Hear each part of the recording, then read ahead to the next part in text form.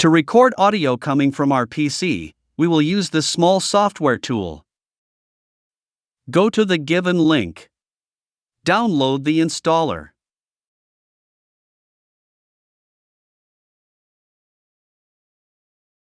Then install it.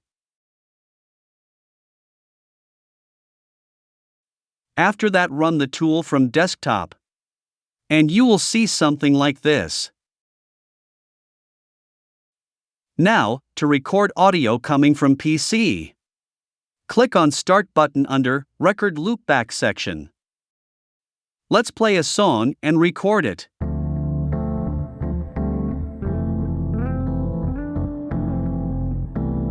When you are done recording, click on Stop, and it will ask you to save the recorded audio file. Enter a name and save it.